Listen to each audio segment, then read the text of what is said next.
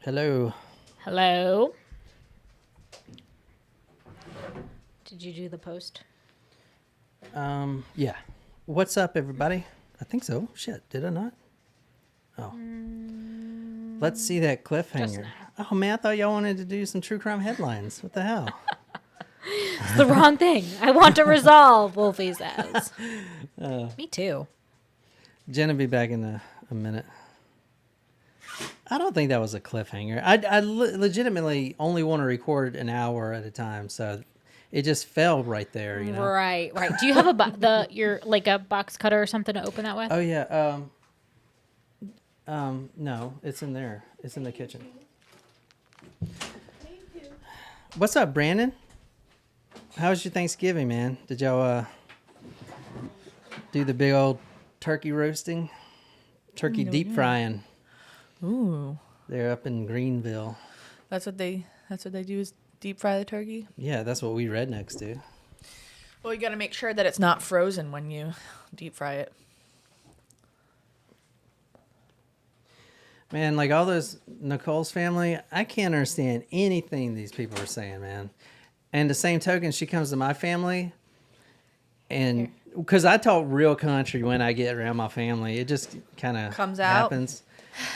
Yeah, but so when she's on her family, they all are talking like Boston accents and this, that, and the other. A lot of them are from like New Jersey or New York in that community. You just gonna open this up without giving a? Nicole handed me the scissors. So Lauren sent us a package. It took like a month for it to get here. Yeah, show them the big old box you got. Oh, I bet there's some I bet there's some worthwhers in there. I think there's some. It's treats, both British salty treats. and sweet. Nice. I'm here for it. Jen, you gotta open it on camera, man. Just Oh, try God. not to injure. Yeah, it's either open it on camera or But risk you're injuring gonna put her myself. other eye out. Luna. Give me the box. No, but I'll do it. I'll do it. You're gonna put her eye. Luna. I'm not gonna back put her up. lie out. I know how to open a box. Yeah. Relax. No, I know it's not necessarily you. She's just right up on that box, ready to take whatever snacks may just fall right out there. Ready. All So right. thank you so much, Lauren. Thank you, Lauren. I don't think you're on, but All right. There's a note. oh, you can read, or you want someone that can read to read it, or someone else to read it? Hey guys, please excuse the handwriting. Just a few UK treats to say thank you for the trivia prizes and thank you for making your awesome podcast feel like a little community. Enjoy. Not sure about the onion chips, very British, but I've never been brave enough to try, so let me know. Haha. If she hasn't been brave enough. Lots of love to you guys, Lauren. Thank you, Lauren. Thank you. Are those dill These are chips? Walkers. These are pickled onion chips. Oh, I bet they're good. They look good. I like pickled onions. These are big hoops, salt and vinegar hula hoops. I love salt and vinegar. Me too. I bet you the pickle chips are good. I mean, the onion chips are good. 100% I like 'em. Great British potato. Don't be eating them. Show what else is there. I want chocolate. Yummy. Give me Dame that. bar. Give me the chocolate. You literally just yelled at us for eating something, and then you said, give me the chocolate. Jaffa cakes or half a cakes. Sponge cakes with orange flavored filling and chocolate topping. What's a sponge cake? It's a sponge cake. Double deckers. Oh, man. Yeah. Cadbury double deckers. I've never seen any of this type Me of either. candy. It's British. Ooh, Galaxy Ripple. That's mine.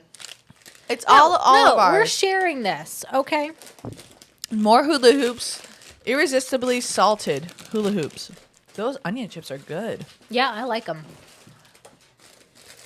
Mini cheddars. Red Lister. Why do you have weird candy? Where's like the Cheez-Its?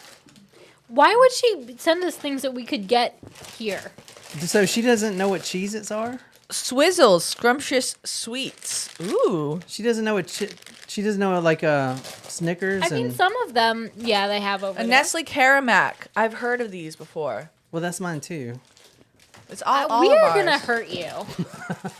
I like those Thank onion you, chips. Lauren. Thank you, Lauren. Lauren. We can't wait to eat these as soon as we're done recording. Try these, John. Jen, we don't eat while we record. What are you about to do? Huh? Put it in his butthole.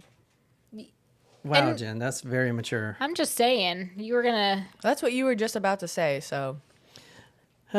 What is up, everybody? I want to know, Lauren's not on here. I need to know what her favorite one is. She didn't say in her note. She just said she was too afraid to try the onion chips, but those are so good. Yeah, they are good. They do taste like pickled onions. They taste like almost similar if you dipped that chip in an onion dip. I was gonna say Funyun too. They kind of taste like Funyuns. Really? I don't know. I don't get a Funyun. I'm getting feel an from after. it. I'm getting a very Funyun-y aftertaste. I get onion, but I don't get Funyun. And where's freaking Megatron? Because I told her we would redo for the third time her surprise shot, and I have something picked out for her. So, Where is it? I thought she had a specific one, didn't she? well, I can't remember. We did. It's the clear. Everclear. No. Good, because I can't do that again. There she is. She's here. Okay. So something that Megatron said in the last episode inspired me to choose this for you. So the first time we did a shot for Megatron was the time when John got really drunk and we had to order Which one? Maybe 2 months ago. We ordered the really big pizza. Oh yeah. And then I know we did it again. We redid it the next time we recorded. And maybe it got cut or something like that. So, future John, Does not cut. Does future John cut the surprise shot segment? He may have accidentally done. Well, the one time we just didn't put that episode out completely. The first time, and then the second one, it may have perhaps gotten cut or something like that. So, Megatron, this is for you. Future John cuts whatever the fuck he wants. Future John needs to make sure that he keeps a surprise shot segment because that's what keeps people going.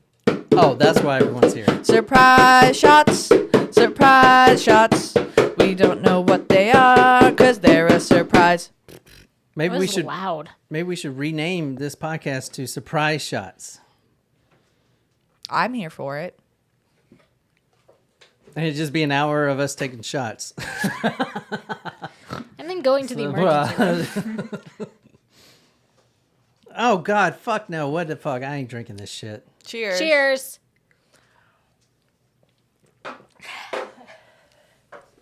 Oh fuck! Why? I just don't understand why he has such a hard time taking shots. What was that? Moonshine? That was moonshine. That was real moonshine as well. From our friend. That is real moonshine. That's what real moonshine tastes That like. was good. That was You're real fucking moonshine. tearing up. That's I'm what. not tearing yes, up. you are. Nope. Can I have a chip as my chaser? You want an onion chip as your chaser? Sure. I mean, well, that's what's open. Well, yeah, we poured her water since she was crying about it. Who? You drank water. Did not drink water. You want to lick my glass? Go ahead. Yeah, I'll lick you. You want to lick my ass? No, I don't. Good, because I. Contrary to popular belief. I like those chips. Uh-huh. Don't do that. Don't do that. What's up, everybody? Welcome back to Talk Murder to Me podcast. Hope you guys have listened to the first part of this.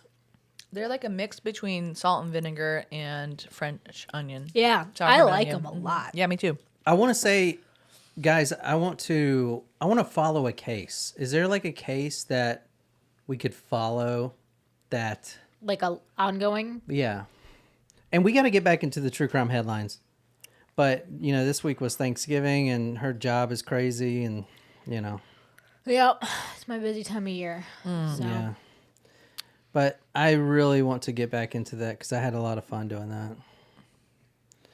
But anyway, I guess we'll get started. Then I don't know. Yeah, you left us on quite the cliffhanger, so we're like, let's get into it. Yeah. Oh, you didn't want to do another episode before we do that one? I was just kidding. Okay, so he slips on some ice. We what? They both fall. Yeah, I slipped on ice. Got it. All right, so where did I stop? After... They slipped on ice and they both fell. Well, you tell me what happened. I think the trigger What the fuck was that? Oh my god. That was the moonshine. That was hard. That was not fun going back up. So I think the trigger went off, but I think the movement of falling had it miss his head.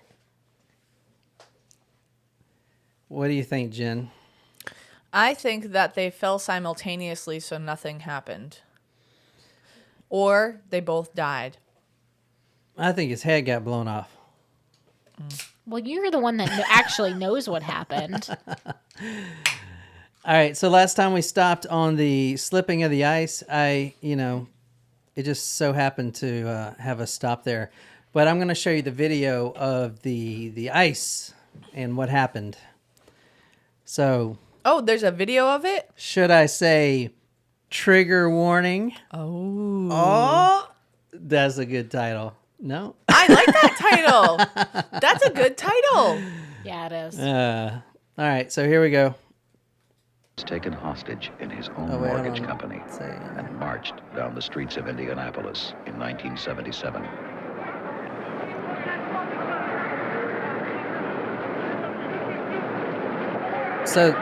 So this is where he's about to slip on the ice. See how close he's got to the car? Yep. He's going to take this officer's handcuffs. You're going to see that, and then he'll slip.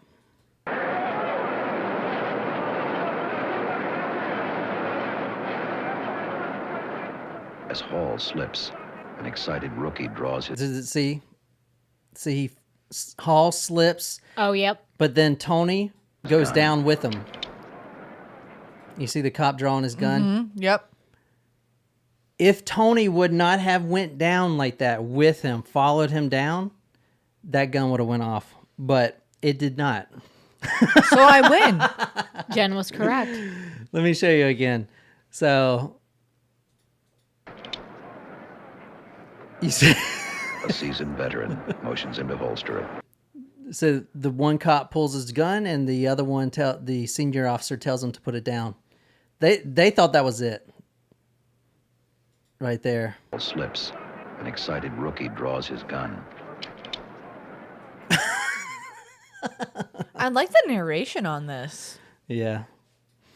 So. All right.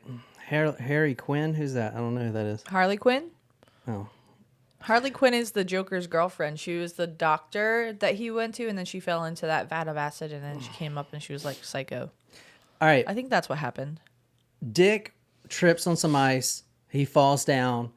Luckily, Tony goes down with him. For the simple reason that if he didn't follow him down, that's why you saw Tony on his knees like that. That gun would have went off. That was a very tense situation. Right. But it Very didn't seem tense. to last long, though. Like, tense, yes, but it didn't last long. It was just kind of like he knew what movement he needed to make. I'm sure to the hostage, it seemed like 10 years. Well, yeah. But it was only 10 seconds. But But yeah. my theory is that he doesn't really want to kill him. But yeah, all right. So even if he doesn't really want to kill him, that doesn't mean that he's not going to die. You know, No. he may not want to kill him, but he's still got a shotgun wire to his neck. Right.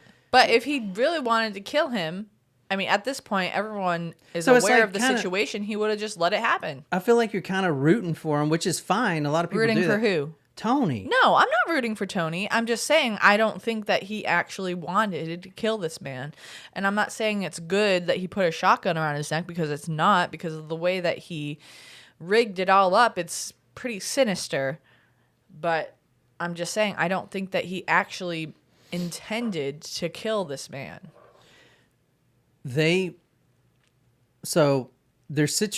Right now, they just slipped. They both got up. Luckily, the gun did not go off. So right next to them is that cop car.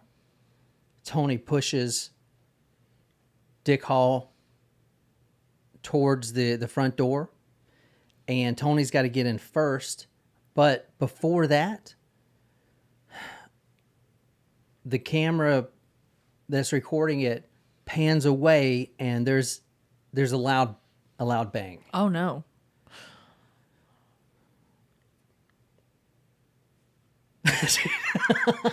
Enough with the cliffhangers. Okay, sorry. All right, this is better just to show you the archive footage since it's there. But they hear this loud bang, and I'm going to show you exactly what happened. A seasoned veteran motions him to holster it. What you do with that thing? Yeah. Might get back. He's still yelling. Give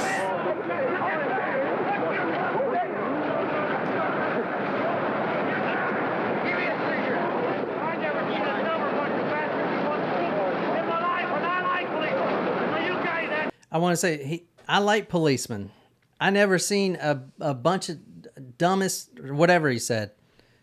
A group of dumbest people in my life, but I like policemen. start acting like you know something. Start acting like you know something, So yeah, you may be right. He may not want to kill him. Shut up! You bastard, go! So right here,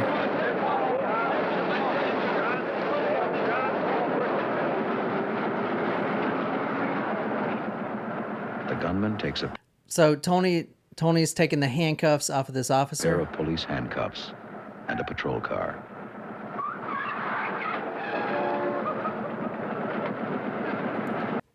And you see the loud bang was a gawker crashing his car right into a pole. So another loud bang there. This is the picture of the gawker. Oh, dang. Oh damn, is that Dairy Queen? Yeah. Oh man, that's good product placement. So this is how crazy this is, right? Like Rubbernecker. this guy crashes right into the pole because it's just all crazy, man. Oh my god. Anyway, moving on. They do successfully get into the car, and at this point, I have to kind of give the story away for good purposes, okay? But we are reading from a certain book, and Nicole's going to be reading from that. But there's only one way that we can read from it is if I tell you kind of where we're going with this. But is that okay? The story that we're reading tonight, the book, is Kiritsis and Me. This is from Dick Hall. Oh, dang. 63 hours of being hostage. This is his words. So I know it's kind of giving things away because, okay, well, did he survive? This is in his own words, and I want to put those words in this episode because I want to show you how scared he was, how terrifying it is. Okay? Mm-hmm. So what do you guys think? I am okay with that. 63 hours. 63 hours at gunpoint. Wow. So this book, it just came out not too long ago. It's got some great pictures and everything in it. And it's after 40 years, he finally tells a story, exactly what it was like. And this book is relatively new, I'm pretty sure. And it's like the first time ever, 2017, is when he's avoided reporters for that long. And literally, 40 years later, he finally tells exactly what happened. And that's the reason I want to bring this in right now, because I want us to actually read his own words. Does that make sense? Mm-hmm. Yeah. All right. So now you guys, maybe you aren't as anxious, right? No, I'm not as anxious, but that's It's a long time. Yeah, that's what, almost 3 full days? Yeah. Yeah, 63 hours was the total he spent as being a hostage. All right, so that's what Nicole's going to be reading tonight. It is actually from Dick Hall, the guy, and he's telling his story.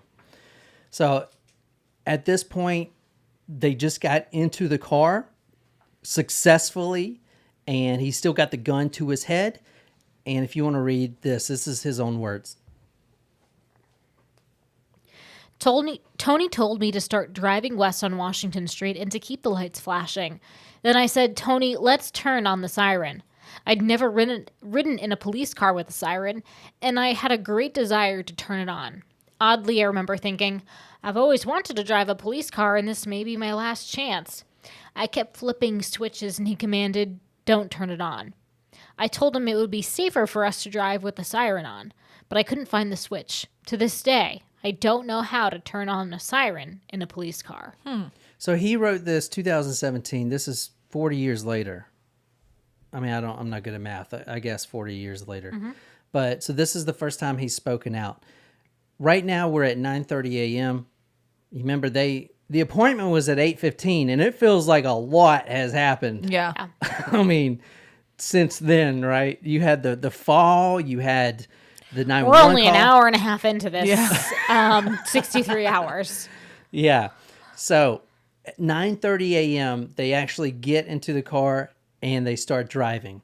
At this point, Dick Hall, still a hostage, he's driving, doesn't know where he's driving to, and he starts to get really worried at this point because he knows how pissed off Tony is and that he has a brother in the country there in Indiana, in Brown County, and he is so worried that Tony is about to take him there and torture him and kill him and all kinds of stuff. He has no idea what's going to happen. They drive about 8 miles and they pull into an apartment building. This apartment is called the Crestwood Village. So this is the sign here, the Crestwood Village. It's a community 1-bedroom studio apartment building. Mm-hmm. So whose do you think this is? Tony's. Why would they go to this random apartment? Because the assailant knows not the assailant, the guy knows the layout of the apartment. Yeah. Yeah, so Tony actually lives in apartment C-308 in Crestwood Village. It's a very small apartment. Now, when they pull up, Tony demands that Dick park on the grass and not in a parking spot. Why do you think that is? Because he doesn't want him to be in the apartment space that is assigned to his apartment. Because he would get a ticket? Just kidding. Because they don't want the police to know it's them. No. Well, the police are pretty much right behind him. He didn't want him to slip and fall again. Oh. So he's thinking about all this stuff. Anyway, this is the apartment layout. Is really small. Mm-hmm. There is a balcony, living room, dining, bedroom, and then a very small bathroom. This balcony here is where snipers are going to be posted up across the street at another apartment. They're going to have direct access into to shoot Tony. That's what they're looking at now. So that is the apartment layout, very small. Now there's a couple things here with this apartment that Dick has to tell the officers through the cracked door. Okay, number one, the apartment is completely rigged up with explosives. They're not sophisticated. They're basically 2 large jugs of nitroglycerin. Mm-hmm. They are at a point, they're open. They are tied to a string. And below said string is a lit candle. Very rudimentary. All that has to happen is that string to get tugged and that whole place would completely blow. Mm. All right. So Tony the whole time kept telling Dick something to the effect of, you're real lucky that I'm your hostage taker because I got a real steady hand. Obviously from the fall and everything else. Can you read 44?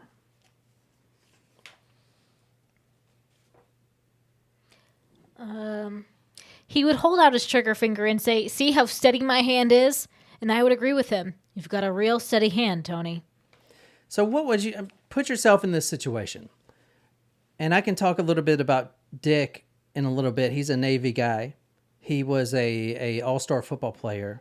And out of his brothers, he's got 2 older brothers. He was the calmest, which is the reason Tony picked him.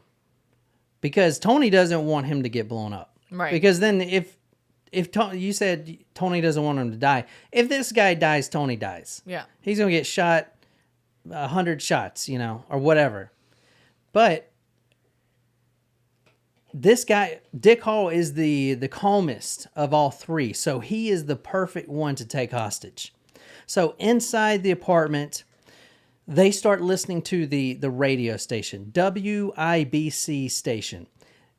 And that station is actually posted up in a neighboring apartment. Now, this is another first for American history and I believe world history. You have reporters, one specific reporter from WIBC that is leading this entire event. Tony is in there listening to the radio station, and he will only talk to the head reporter. So he's not talking to police. He's negotiating through a journalist. That's a first in history. And not only that, there is some morality concerns here. There's some ethic concerns. As a journalist, is it okay to give this guy this national spotlight? Is this okay? And as you'll see from an interview as you'll see from the communication between Tony and this guy, this news guy named Fred Heckman, quote, the most trusted news broadcaster in Indiana. He gives this masterful kind of way of swaying the conversation without like giving too much. You'll see what I'm saying in a minute. But anyway, this whole story from this book at least and pretty much how everyone sees it is told from the media point of view. That one media station has everything going on. The police are basically not involved at this point. They're posted up everywhere, but the media, this one station is leading this entire thing. So can you read number 7? Number 7? Yeah, 7, page 7. So here's a question I want you guys to think about. Should this madman be given national television coverage? Yes, if you think yes, that it will save the man's life. If we give him this coverage that he wants to rant about how he was wronged, it will save this man's life. No, if we don't do it, we decide not to, we would not be setting a precedent for other people who have also been wronged. You know, because if we let this guy do this and get away with it, other people who have also been wronged or have some grievances may do the same thing. Does that make sense? Right. So it's kind of like this philosophy. Like, what do we do? Should we do this? Should we not do this? Should we just cut it off completely? You know what I'm saying? Like, we don't want to give other people this same idea. Does that make sense? Right. So I don't know. What do you guys think? It's a hard choice to make because it's news, but if it's the coverage that the guy he's getting what he wants and would lead to a precedent for other people to do this and look for media coverage any way they can get it. But if you don't, then you're putting the other person's life at risk if media coverage is tied to the guy living or dying. Yeah. So you have to pick what your values are. And plus, not only that, you'll see that he cusses like a sailor. And at that time in 1977, that's just not okay to put on television. Mm-hmm. They didn't have a 5-second delay. No, this was live. I mean, yeah, they may have had a 5-second delay. So what she's talking about is they delay it 5 seconds, and then there's a guy in the studio that can press a button and it kind of bleeps it out. But as you'll see, or they could cut it in case something did happen. Yeah, but as you'll see, this guy is cussing so much, it would be almost impossible to beep, beep, beep, beep, beep, beep kind of thing. I mean, as I wrote in 2011 for the Indiana Historical Society, in a bizarre through-the-looking-glass twist, the besieged media played the event into the life of Kiritsis himself. How do you pronounce the name? Kiritsis. Kiritsis, thank you. He listened continuously to WIBC's expansive coverage. His moves and those of the negotiators, the behavioral control expert, and the police were fed live into the highly charged scene. It was life in a high-stakes drama being looped back onto itself. What do you guys think? Pretty crazy, eh? Yeah. So here's the Fred Heckman. He is the basically the negotiator. He is just a journalist. He is one of those live TV reporters for the news, but he becomes the man. The only man that he wants to talk to send the demands through. Isn't that crazy? Yeah. So here you go. All right, Gary, back in the newsroom. Shortly around 6:20, I received a call from an operator of the Indianapolis telephone company. She said Mr. Tony Kiritsis had been trying to get into the newsroom. He has a lot he wants to say. We told him that this would be for recording and for the air. There are those of you who may be offended by some rather strong language. I would advise you to tune out. I've been an angry man for 44 years. Nobody has had the adversity that I've had. But in spite of that, and without arrogance, and without putting my friends down, and without being egotistical, I am the strongest man mentally that I know. The average guy that would have gone through this would have already had a heart attack and or a stroke. These guys are lucky they're dealing with me, because some nervous Norman would have already shot them. Now, I'll tell you what these people tried to do, sir. It's almost indescribable. To the average man, he will be unable to comprehend it. These people betrayed, they set me up, they schemed to ruin a life, a human life, my life. You've got 100 armed officers around here trying to get a shot at me. They had a couple hundred down on the street yesterday morning. I dared them to shoot me. I didn't go down there to be a buffoon. I went down there for vengeance. And by God, I'll have vengeance. And I'll tell you something while we're on here. They made that statement last night. Not bad, but completely and totally inadequate. They're going to say we had to do this because he had our son with a gun on his head. He was going to blow him up. Now let me tell you something. I'm going to walk out here a free man. They're not going to book me. They're not going to mug me. They're not going to print me. And they're not going to take me to a psychiatrist because I don't need one. Now, you goddamn right I planned it. I planned it the first day I signed that mortgage in 1972, December the 19th.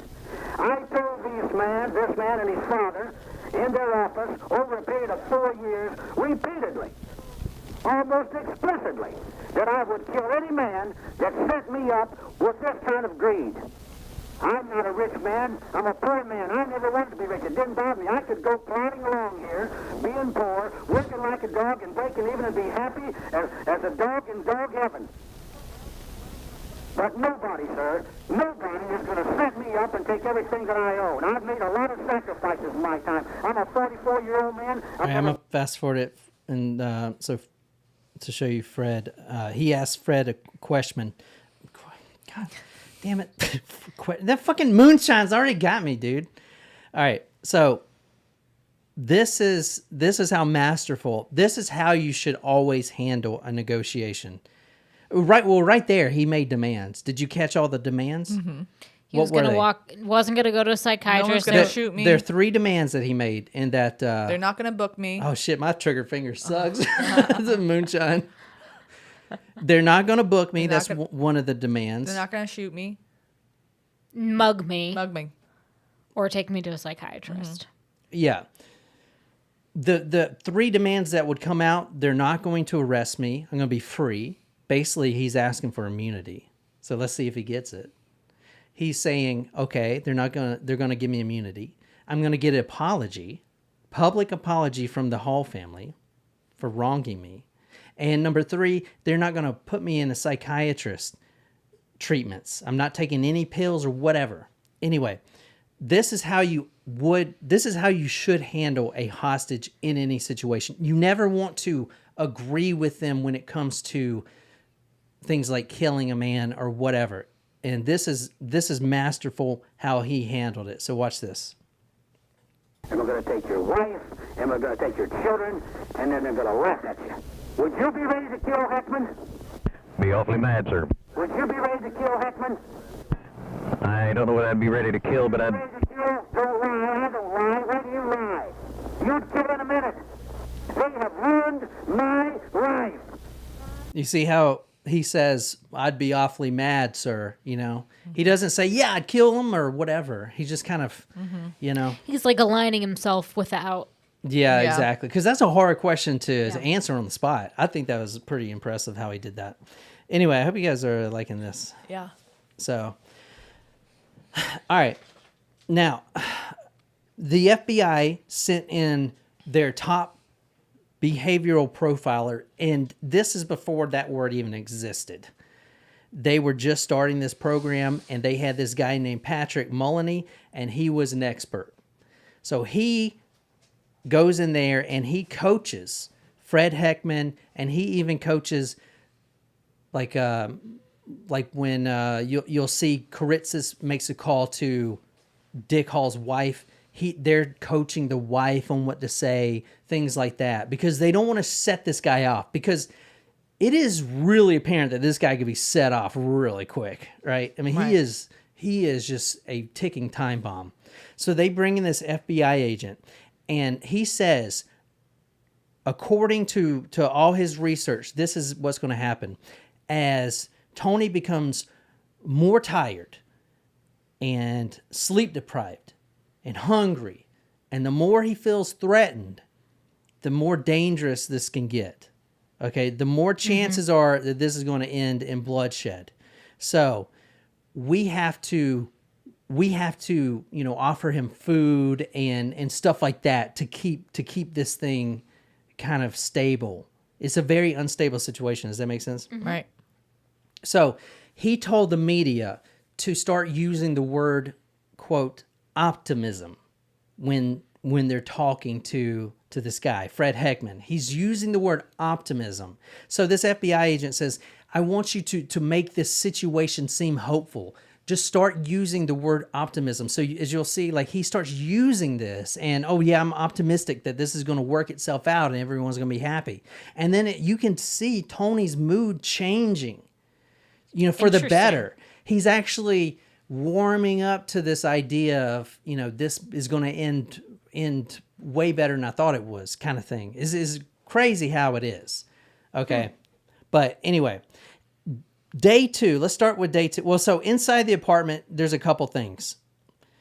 The first thing is he makes Dick Hall sit on the couch. Now he unwires him at this point, and he puts a big block on him. I'm going to show you in a minute. But he basically tells him he's going to go to trial. So if you want to read 45.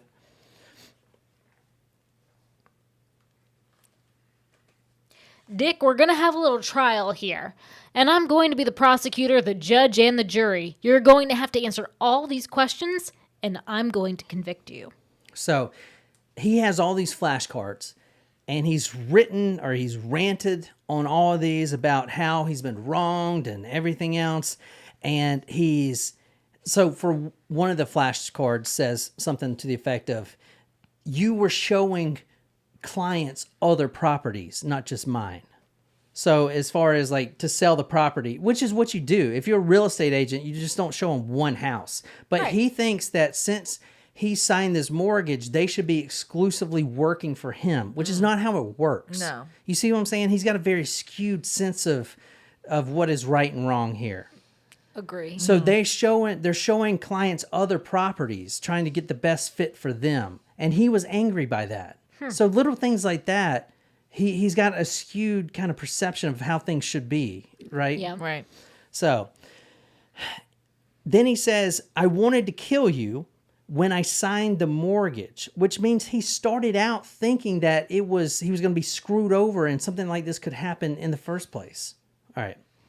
Was this the first time that he made a large land purchase? Yeah, but it wasn't the first time he's taken someone hostage, as they'll later find out. Interesting. Sounds like he may have a problem. Yeah. Can you read 46? But it bothered Tony tremendously. I think he had the idea that since he had borrowed money from us, we had to do everything we could to help him develop his property. Yeah, so let me There's see. another section. Do you want me to read that? Yeah, sure. He threatened me from time to time. You know, Dick, he said, your death's going to be quick. Mine is going to be slow. I'm going to be riddled with bullets, and we're going to get rid of you right quick. He said that more than once. So, I mean, put yourself in the mind of what this guy's going through. So at this point, he does have the shotgun off of his neck. He untied him and chained him to this. This is a huge just block. Wow. So he dead bolted him, or he padlocked him to this big block and shoved him in the bathroom. Now, the bathroom is also wired with explosives, nitroglycerin, and everything seems to be a big ticking time bomb. If a sniper was to shoot into the window, it would have most definitely hit one of those nitroglycerin jugs. So they Right. were basically powerless at this point. Now, over the next 3 days, they start forming some kind of weird bond, right? This is like a Stockholm syndrome kind Yeah. of thing. So, like they do. But Best friends. How'd you guys meet? Well, one day he walked into my office and kind of wired a gun around my neck, and we've been best friends ever since. Tony had called many people, including his own half-brother George, and he said, quote, "I've really done it this time." He also called Dick's wife. Can you read 49? For this phone call, Tony listened in through the earpiece. I told Ibby that I loved her and the kids, and to be sure to tell the kids I love them. Then I said I believed that deep down, Tony had a good heart. He just exploded when I said that. He grabbed the phone and yelled, "That's not true. I have a black heart." Ooh. And then he shouted, "Your husband screwed me over." I remember her response very clearly. "Well, maybe he did," she said. My heart sank. I thought, oh my golly, she's encouraging Tony by agreeing that I worked him over. I didn't know at the time that the police were right beside her in the kitchen of our house, monitoring the conversation and coaching her on what to say. Isn't that crazy? Yeah. So it's kind of like the point is to try to get You wanna get somebody agree with to them. agree with, like, Yeah. okay, maybe you were wronged in some way, but this isn't the right way to Right. handle it, or we can get out of this a Exactly. different way. So Tony didn't have a family? Yeah, he has brothers. He didn't have a wife. He's never been married. He's a sober man, as he'll say plenty of times, and that's about it. So, and his family has also kind of screwed him over, if you will, with some land. I didn't really get into it, but not land. It was like I think like their families, their mom and pop died, and then the house and stuff. Oh, so Yeah. like inheritance stuff. you got upset Inheritance, over. yeah.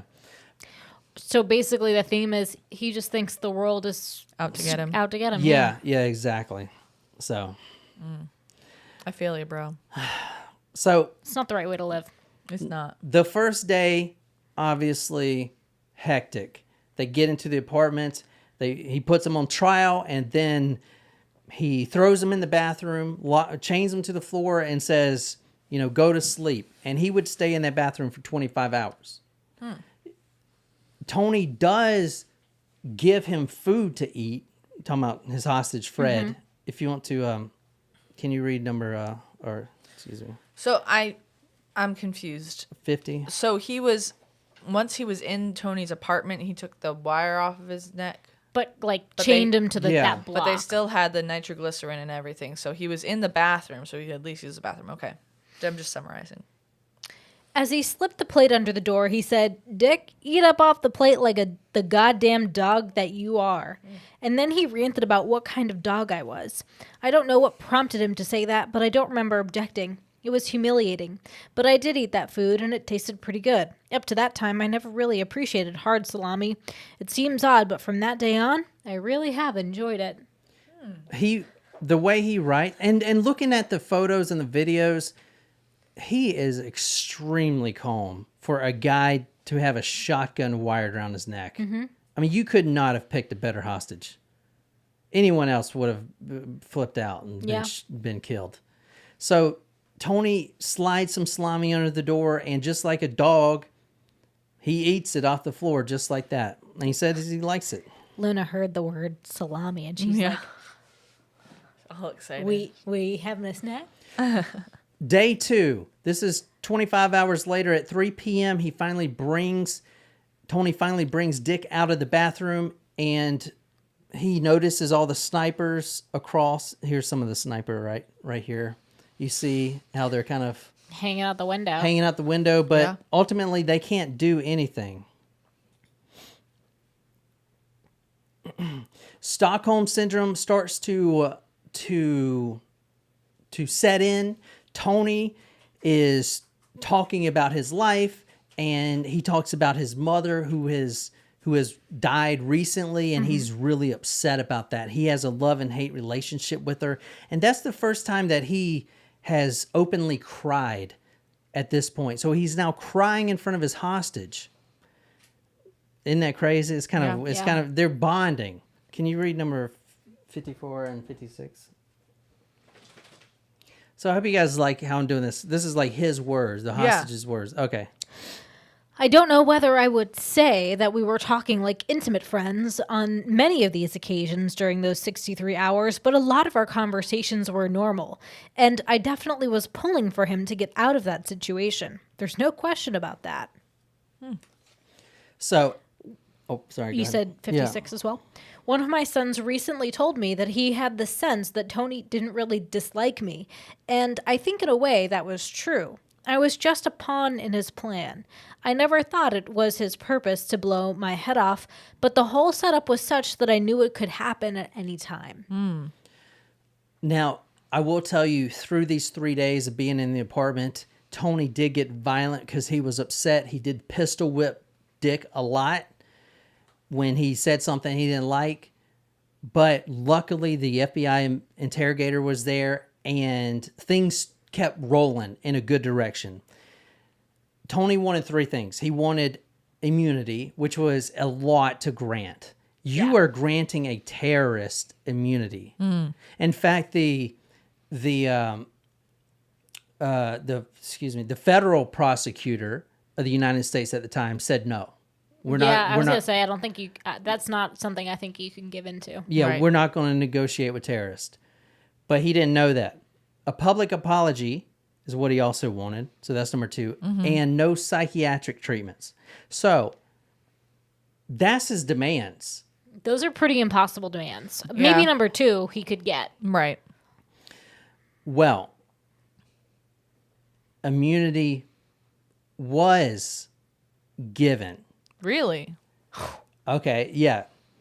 The state prosecutor, and this was signed off, documented, and even recorded via telephone, and Fred Heckman put this on his station as well, that immunity would be granted. That's a big thing. That's a big turning point. Because at this point, now he can walk away from this completely. Right. It's a way out. They granted him immunity, signed off on it, and approved it. Is there a loophole to that? Like could there be related charges that they could? Full immunity. Wow. That's what they offered. That's hard. What do you think?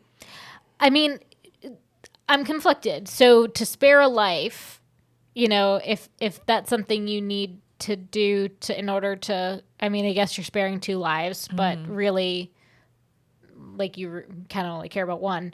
The hostage. I mean, I would try to say, like, we're gonna talk about this, and I probably would really try not to commit to that. But it was committed. Jesus.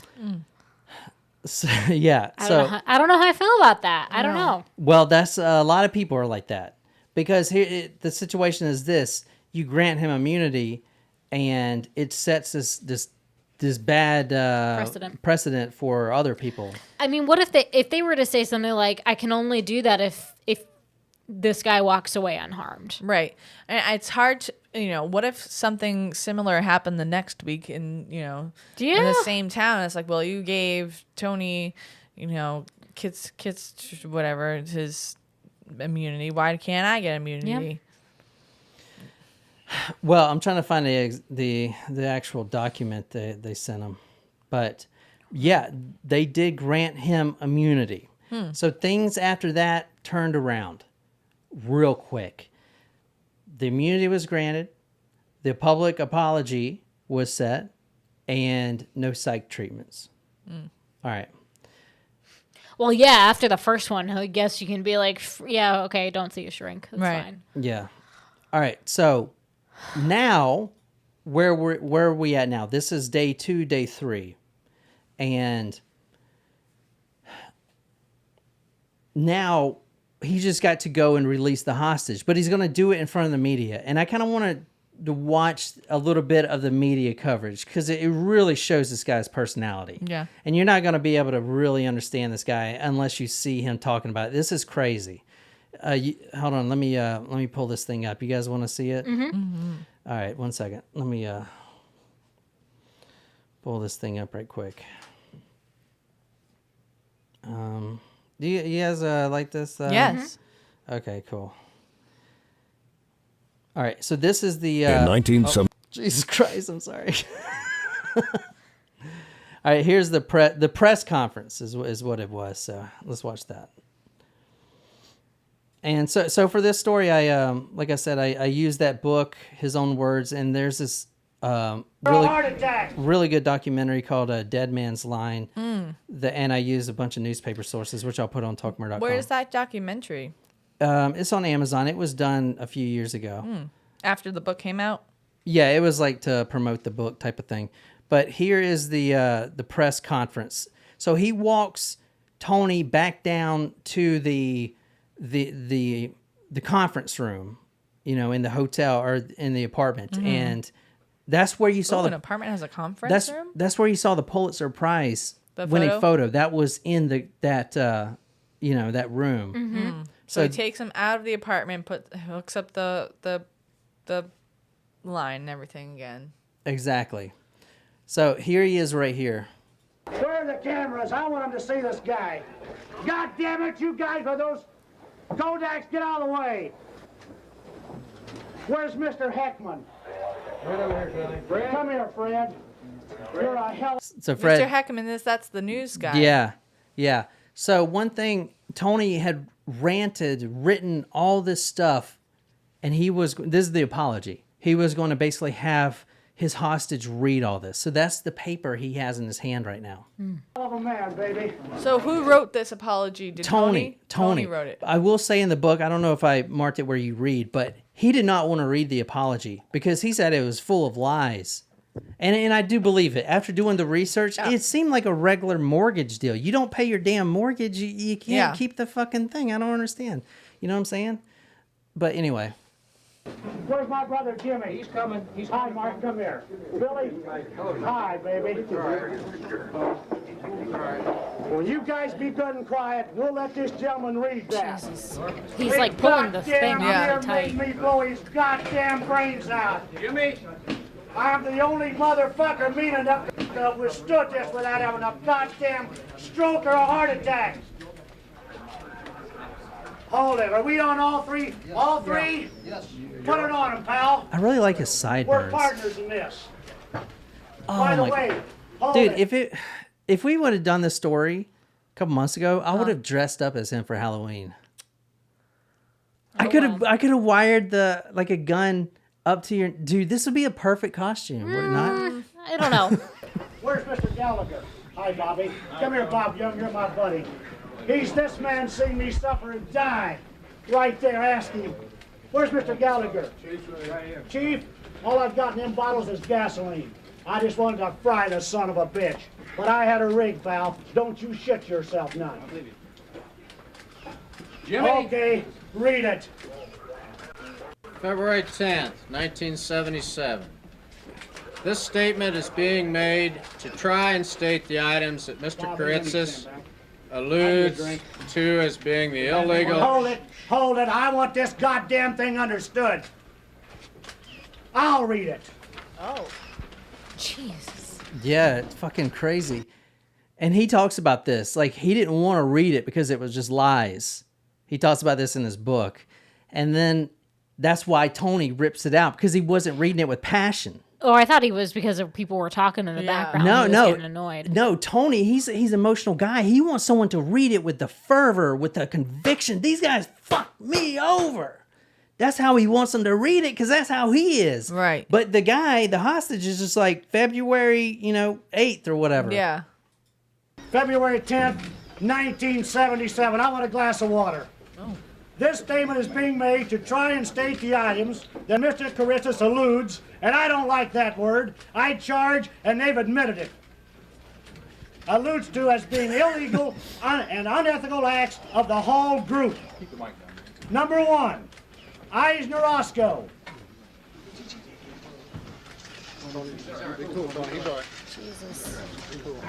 This lease negotiation approved the Kiritsis site and had a definite interest in building there.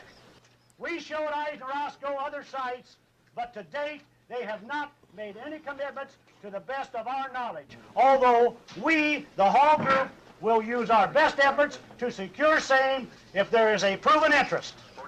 Number 2, Eisner Roscoe, by the way, was my tenant. Give me a drink, pal. Give me a drink. He's very friendly, but he's just... I don't think he's friendly at all. I'm sober, friends. I had 6 drinks in 1976, and I haven't had any this year. And I don't miss them a fucking bit. Marsh. This possible lessee was very interested in the Kiritsis site. We also showed them other sites. It is our understanding that Marsh built on another site which we had nothing to do with. That's because they couldn't steal them. So he's talking about that Marsh supermarket. They offered Tony $500,000. But he was mad that the Hall group was showing other potential. Yeah, that's what you're supposed to lessees. do. You're a freaking real estate company. Well, I think that correct me if I'm wrong. So Tony owned the site, and because he was defaulting on his mortgage, they were showing other people that were interested in buying potentially the site. It sounds like they were doing that though before he even defaulted. Right. Like, hey, there's this property available. But that's Make what an you offer. do. Yeah. Yeah. That's like That's how it works. Like, Yeah. that's the whole fucking game, man. All right, if I put my house up for sale and I go through a real estate agent just like everyone, right? And then I go to their office. I'm like, hey, what are you doing today? Talk to the real estate agent. I'm showing a client this house down on Isle of Palms. And then I flip out like, what? Why are you showing them another house? You only have to show them my house. Everyone gets shown my house. It doesn't make sense. Right, because not everyone's looking for that particular kind of house. Right. Exactly. It's just weird. But he was or wasn't interested in selling his property. He wasn't. He turned down the offer for $500,000. Tony turned it down, thinking that if he made this agreement to get the $500,000, that they would just take it all. But that's not how it works. They would take what they're owed. That's how it works. Right. And then he would keep the rest. Right. He don't get it. He doesn't get it. Number 3, Standard Grocery was very interested in the Kiritsis site. We showed them other sites. Number 4, Restaurant. This was presented to us and was potentially Hold a on. good... I'm going to skip forward a little bit. How'd you get that wet, John? Number 6. I don't even know what this one says. It's not important. Wouldn't hurt you for anything. We'll take the cream. Let me... That's me.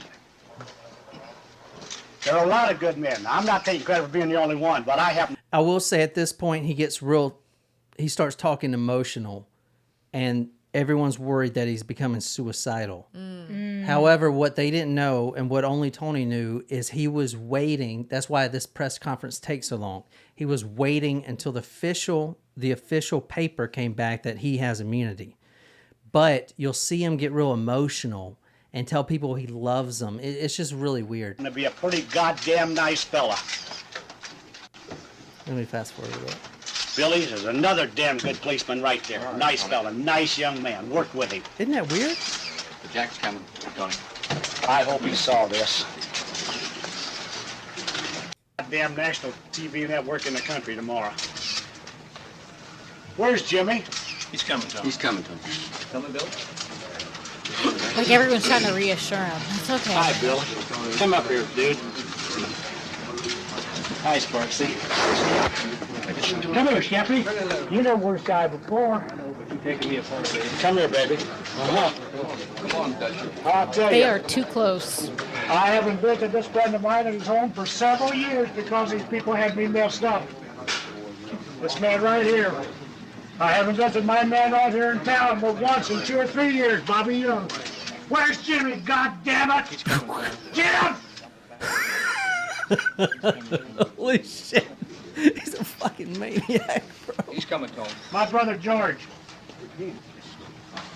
Come here, Ronnie. He's like shouting people out. Yeah. He's smiling. baby. Like this I'm is that like his fucking Academy Award-winning speech. Yeah. Look at He's him. like thanking everyone. I told this man that before this thing was over, I had things typed up that I knew were happening. What happened? Chuck's coming. Chuck's coming. Chuck who? Where's Chuck? Where's Jimmy? Right behind you. Where's Jimmy, Chuck? Chuck, right there. So the state, Jim.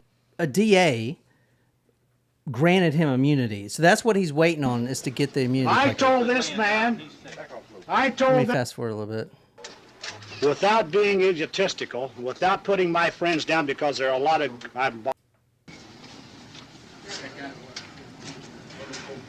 I have some people that might be watching this in various places, and I'm not trying to be funny, and I never did like notoriety, and I don't like it any better tonight. My aunt's in Akron, Ohio, and my cousins, and some damn good Greek friends in the state of Florida, and some people I was in the army with in New England. I mean, he's calling out every single person And he I ever want them to knew. know that, by God, I was right.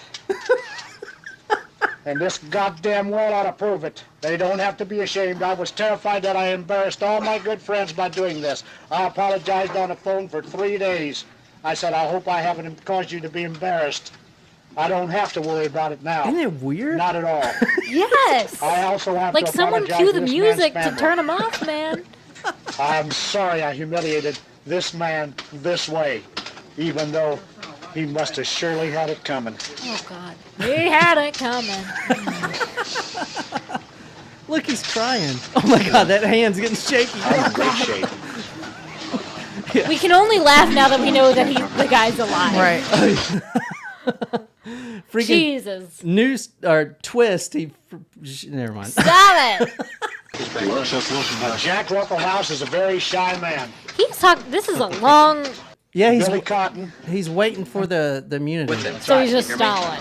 Hold on.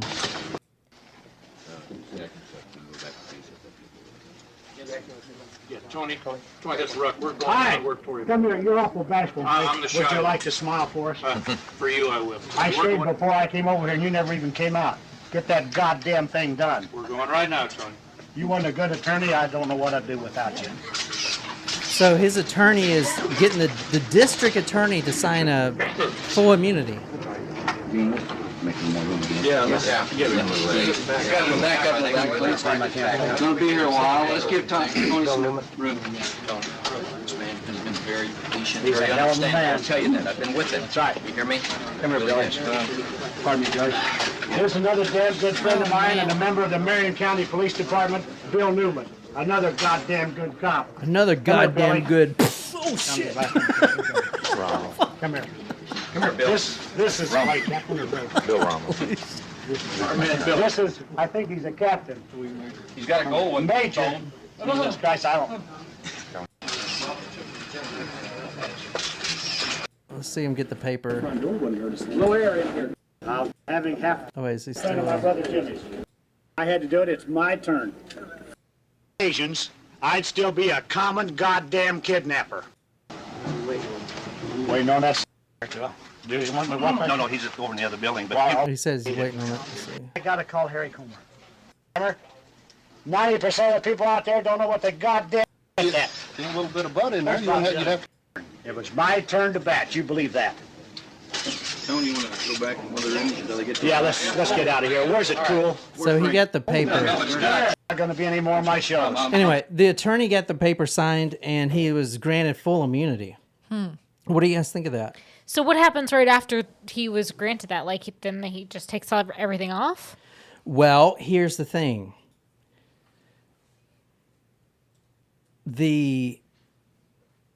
Let me read this ending. It says, then all the volatility, emotion, and rage seemed to leave Tony a surreal exultation. He had had his say, his moment in the lights. Quickly, he released Richard Hall, who was immediately surrounded by authorities. All right. He was. Can you read number 10 or page 10? Then all the volatility, emotion, and That's what I rage. just read. Oh, just keep going. Maybe it sounds better when you read it. Kiritsis was taken out of the lobby into an anteroom and eventually into custody. His promised freedom for releasing Hall alive had been a deception. Part of the high-risk gamble and strategy to end the hostage crisis without bloodshed. Mulaney's groundbreaking negotiation and manipulation had worked. That's a lot of people have problems with that. Can you do that? Is that what do you guys think about that? They promised him immunity. They got the state district attorney to sign off on it, and then he reneged on his agreement. Completely just nope, no immunity. I feel like that is a no-no. I mean, I would have said maybe I would have maybe omitted instead of what it sounds like they did, and said we can give you immunity for blah blah blah blah, but not left out that he can be charged for. They offered him 2 other things. No, they offered him full immunity. It was signed. It was so he had an attorney. He has an attorney that had got him full immunity from the district attorney and the state senator. They signed off. You are fully a free man. You have complete immunity after this and no stipulations. I mean, how would a judge not see that and say, like, you gotta, I would think you would have to throw that out. Yeah. Those charges out, given the fact that it was an agreed to. They worked themselves into a bind there. So what happened? They lied. They lied. They signed immunity. They sign it with their left hand, maybe, or their right hand if they're left-handed. Like with their fingers crossed behind their back. Listen, dude. Like, what the hell? A lot of people have problems with this. I do too. But it's that situation. You don't negotiate with terrorists, but you got to save this man's life. What do? Can you really give him immunity? Well, that was the thing. I was like having a hard time with that. Well, I have an even harder time with the whole, like, you were granted immunity, signed off, full immunity, full stop, full immunity, full everything, and then to be like, all right, thanks, never mind, peace. All right, let's get some cuffs on this dude. Yeah. Full immunity, but that rubbed me the wrong way too. I still don't know what I think about that. I mean, because how can you trust anything that is going to be put forward? This case is like a damned if you do, damned if you don't. If we give him immunity, so if he gets immunity, then other people will be like, well, fuck, I can do that. Right. I'll just ask for immunity. But now, anyone in that situation, if they are also go down the path of, okay, great, we'll give you full immunity, how is that person then going to be like, well, wait a minute, you told this one dude full immunity, and then you turn right back around and how do I know that you mean it? That's why you got to ask for a bus and a Chinook helicopter like on Swordfish. Oh my gosh, guys, guess what? I'm going to get to ride in a Chinook next week. Cool. Yeah, isn't that cool? That is really cool. You gonna jump out of it? How are you getting to ride in a Chinook? Because they're having those things are notorious for crashing all the time. Well, it is what it is. I've jumped out of those before. My dad was a Chinook pilot. So anyway, what do you guys think, man? Like, he was granted immunity, but it was reneged. But they did kind of take it easy on him. Sort of. He spent 11 years in custody, but he was in... That's not really taking it easy. I'm not going to lie to you. He was in custody in a mental health facility. So that was one of his other things that wasn't granted. Now, another thing that I'm not going to get into with this because it's going to make it too long, but the trial, they have to find out how to twist this. And we've done cases that use this, but the defense was specifically designed for this. He got only 11 years because at the time they deemed him not guilty by reason of insanity. but he's not insane. You see him, he's just a pissed off asshole. Well, he's definitely not educated on how things like the mortgage system works, but the defense was used specifically with the approval of the judges and the prosecutors and the defense. They used it as a loophole so he wouldn't spend the rest of his life in prison. They said he was insane for those 63 hours. It was just, it's weird. Even though in his demands, he demanded not to see a psychiatrist because he didn't need one. he saw one for 11 years. Yeah. So he was released in 1988. He died in 2005.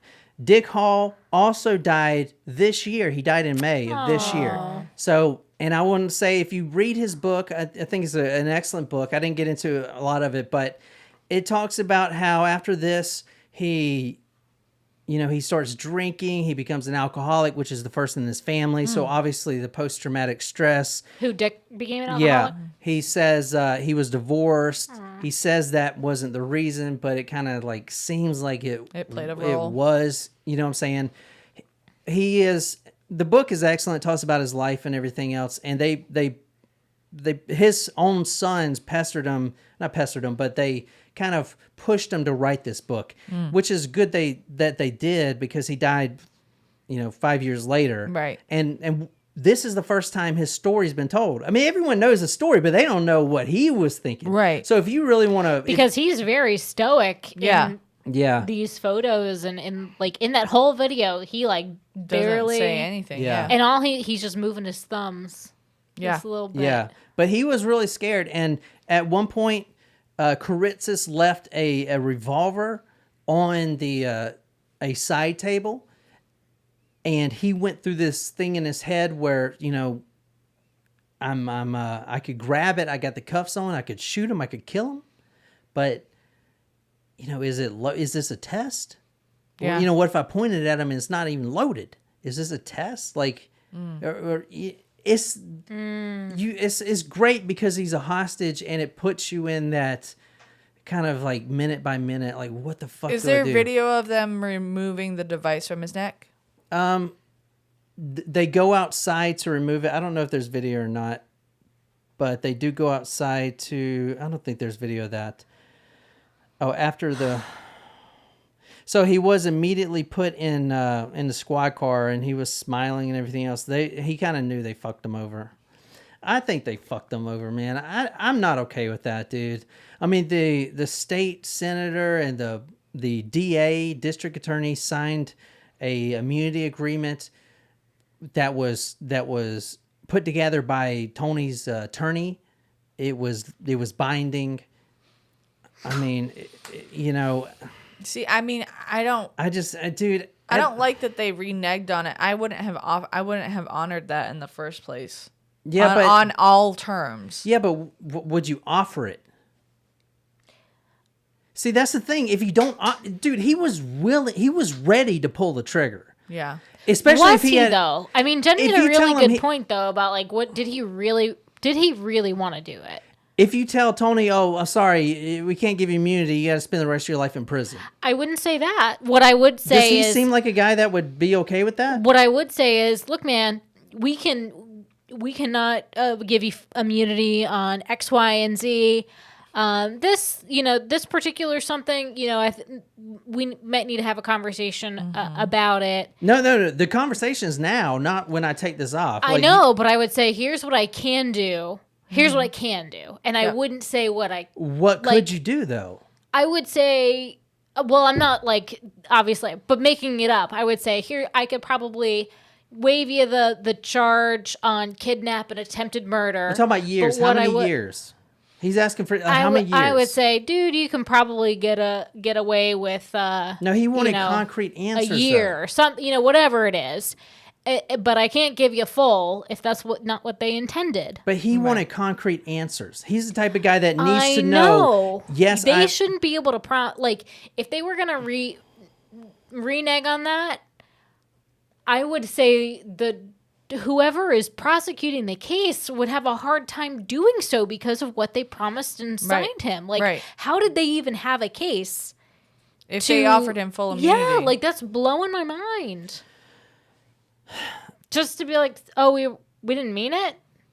That's what happened. Like, I mean, unless, if the only other thing I can think of maybe is if he asked for full immunity for that example, but if he was charged for like stealing police equipment by taking those handcuffs or damaging police whatever because he stole the police car and did that. But he's the type of guy that wants a yes or no, like nothing or all. I get it. But he understood that he got fucked over in that aspect, and then they did kind of cater to it with the whole mentally insane. And you can see right here, this is at the trial. This is when he was granted to be mentally insane. It was a loophole they used on purpose. Everyone knew that it was happening. They used it as a legal loophole so he wouldn't spend the rest of his life in prison, which is kind of even more fucked up. If you really think about it. Anthony G. Kiritsis, not guilty by reason of...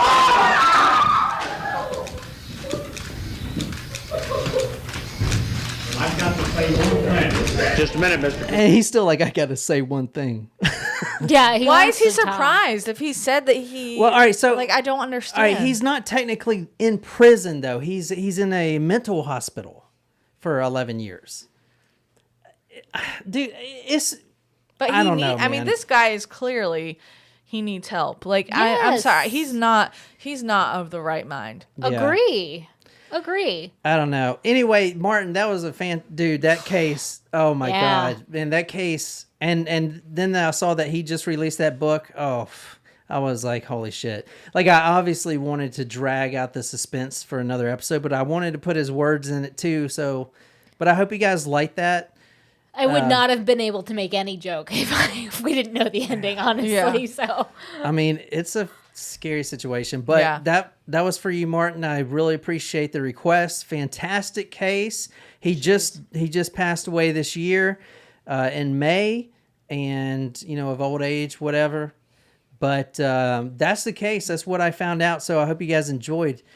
If you like this, be sure to support us at patreon.com/talkmurder, and you can subscribe on any podcasting app.